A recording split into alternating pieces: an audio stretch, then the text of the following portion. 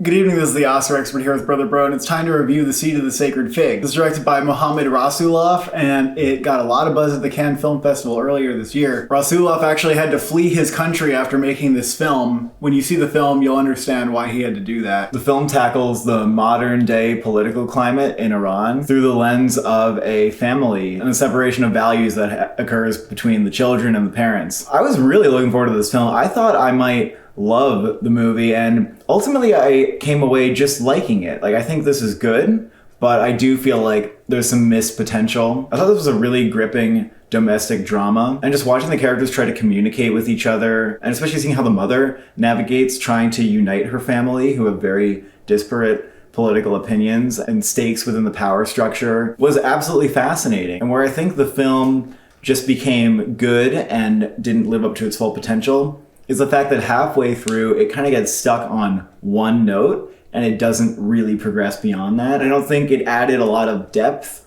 or made the portrait more complex. It just kind of simplified. The kind of dud feeling of the ending just speaks to the fact that there wasn't really that much of a place for the film to go. Yeah, I agree, and I see a lot of criticisms centering around the fact that it becomes more of a thriller, and I don't think that that's the problem in and of itself. I actually think that this film felt like it was boiling up to a point where it could become a thriller. It's more like you said, it doesn't continue to add and build on ideas or complexity in the way that it did during the entire first half. There's a certain mystery that the film begins to center around that really unlocks and brings to light the major rifts in this family. I also think it was very smart to portray the tensions in Iran as this microcosm of this family. It makes the conflict between protesters and their government much more intimate to portray it as a conflict between a father and his daughters. But even there, I think it is slightly betrayed because family members are often our connection to a side or a point of view that we don't agree with. And so the film does have scenes that are really interesting where we get to see people try to gently approach that with each other. But then I think it loses that. But I think the characters become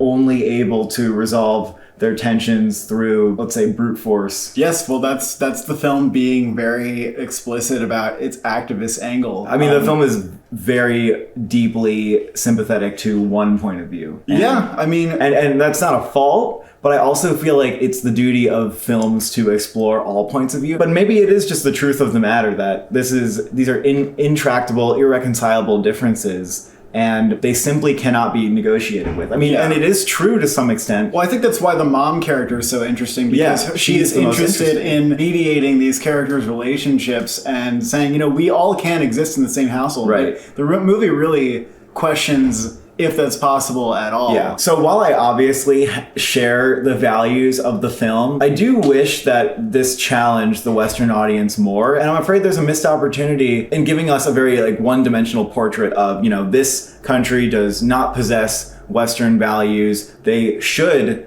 embrace those values, and failing to do so is unacceptable.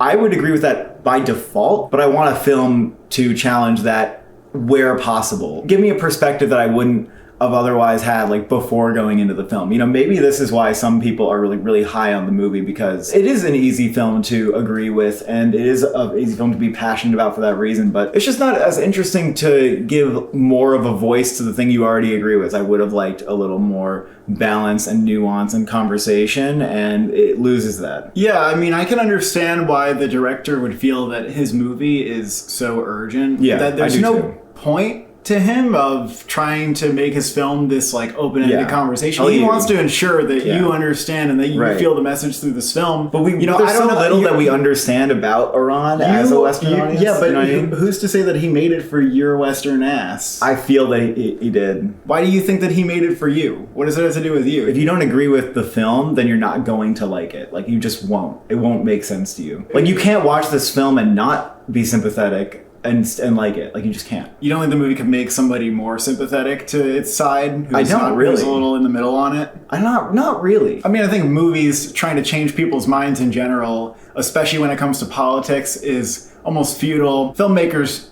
I think, should try. That's art. But I don't know if I agree that it should be looked at as how does this film resonate to a Western audience. I'm just not 100% sure on that. I'm not sure on it either, because I don't have the other perspective. But all I know is watching this film as a member of that audience, it was unchallenging. And, you know, maybe that is just the nature of political filmmaking, right? It's often just blunt, brute force. I'll also say a really big reason why I didn't love the film was there's a very big decision that a character makes that I just did not understand. It felt like it was there to move the plot forward, but I really can't like reverse engineer that decision and understand like why it happened. I'm okay with some of that being a bit open for the audience to decide. Sure. But I also think I have a mostly fair understanding that makes sense to me Okay. about that. In general, the movie is very well acted and confidently directed. I thought it was very well made. It is kind of a gray movie, but that worked really well for me, and I liked how unobtrusive the cinematography felt, although it did have some touches that were very effective when it kind of amped up the cinematic qualities. The performances I thought were great across the board. Maybe the highlight for me was the mother, but the elder daughter I also thought was excellent. I just think the story wasn't quite as powerful for me as it could have been. Yeah, I also think as a nearly 3-hour movie, it was stretched out a bit. I would give the movie a 7 out of 10. I would also give it a 7 out of 10. I think we definitely came out backtracking on being like, okay, this is actually, I don't even know if it's really in the conversation at all. I didn't realize how big of a swing I was taking by predicting that after Cannes. I did not see it at Cannes. A lot of the people I talked to shared the same feelings that we had about the film. It's almost like, it seems like the norm to come away feeling underwhelmed by this movie rather than feeling like everything worked for you. I haven't met too many people who seem as high on it as people were at Cannes. I don't think this is going to get Best Picture or Best Director. There's a slim possibility of original screenplay, but I'm not going to predict that. I don't think there is. If we're looking at Worst Person in a Separation, those were movies where the screenplay was so fucking good. Yeah, you know? I think the critics have to go out for a movie like this, and I don't think it's working well enough for critics to go and like award it, one of their best movies of the year or even Best Director. I don't think it's going to do that. It's just going to get international feature. Thank you for watching. Thank you for subscribing. Is there a fig growing inside of you?